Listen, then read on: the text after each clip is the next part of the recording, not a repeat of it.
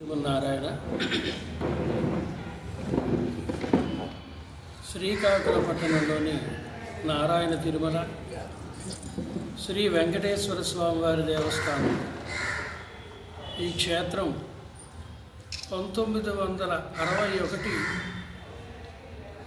సంవత్సరంలో వైశాఖ శుద్ధ ఏకాదశిన ప్రతిష్ఠ గావింపబడినది. గురుగుబెల్లి నారాయణదాస్ గారు ఈ ఆలయాన్ని నిర్మించి వైభవంగా తీర్చిదిద్దడం జరిగింది. అలాంటి ఈ క్షేత్రం 2011లో పునర్నిర్మాణాన్ని నిర్వహించుకొని మహాకుంభాభిషేకాన్ని శ్రీ శ్రీ శ్రీ త్రిదండి శ్రీమన్నారాయణ రామానుజ చిన్నజీయర్ స్వామివారి నిర్వహణలో వైభవంగా జరుపుకోవటం జరిగింది. ఆ పునర్నిర్మాణం తిరుమల నుండి మహాలక్ష్మి అమ్మవారిని ఈ క్షేత్రానికి వేంచేపు చేసుకుని శ్రీ చిన్నజీయర్ స్వామివారి శ్రీహస్తాలతో ప్రతిష్ఠ గావించుకోవటం జరిగింది. అలా ప్రతిష్ఠ గావింపబడి 21 సంవత్సరాలు పూర్తి అయినటువంటి సందర్భంగా లోక కళ్యాణార్థమై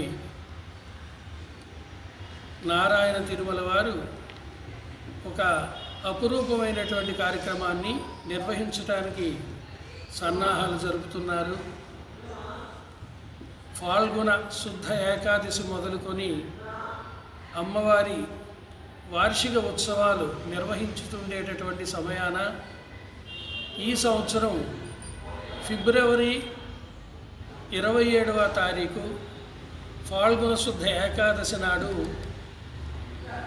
మిక్కిలి ఎక్కువగా జనబాహుల్యంతో అమ్మవారి వైభవమైనటువంటి ఉత్సవాన్ని జరపడానికి ఏర్పాట్లు జరుపుకుంటున్నాం. 10,000 మంది దంపతులతో స్వర్ణ పుష్పాభిషేకాన్ని నిర్వహించడం కోసం 10,000 బంగారు పుష్పాలను ఏర్పాటు చేసుకుంటున్నాం. అలాగనే ఇలాంటి సమయాన మరింతగా స్వామి తాలూకా దివ్యమైనటువంటి నామాన్ని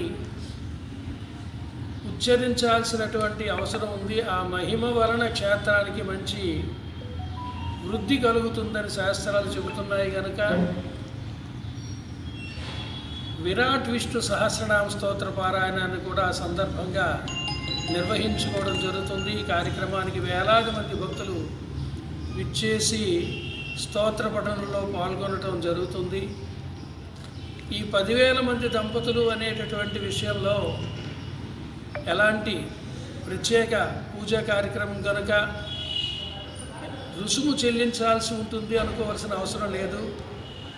ఆ కార్యక్రమాలన్నీ కూడా లోక కళ్యాణం కోసం నారాయణ తిరుమల వారు ఉచితంగా అన్ని ఏర్పాట్లు చేయడం జరుగుతుంది కనుక భక్తులందరూ కూడా ఈ కార్యక్రమంలో పాల్గొవాలి. 10,000 మంది దంపతులు శ్రీవారికి సన్నిహితపడి వారి ఆశీస్సులు పొందాలి. ఆ బంగారు పుష్పాలను స్వామికి సమర్పించేటటువంటి కార్యక్రమంలో పాల్గొవాలని ప్రార్థన చేస్తున్నాం. అందరూ విచ్చేయాలని మరోమారు వినయపూర్వకంగా ఆహ్వానం. జై శ్రీమన్నారాయణ. సార్, ఈ కార్యక్రమం ఎక్కడ నిర్వహిస్తున్నారు సార్? ఈ కార్యక్రమాన్ని చేయడానికని ఏర్పాటు చేస్తున్నాం. ఎందుకంటే శ్రీకాకుళపట్నంలో పెద్ద ప్రదేశం అదే కావడం చేత ఆర్ట్స్ కాలేజ్ గ్రౌండ్లోనే ఈ కార్యక్రమాన్ని ఏర్పాటు చేస్తున్నాం.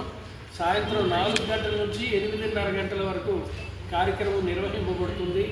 భక్తులందరూ 3 గంటలకే ఆ పూజా స్థలానికి చేరుకోవాలని విజ్ఞప్తి చేస్తున్నాం.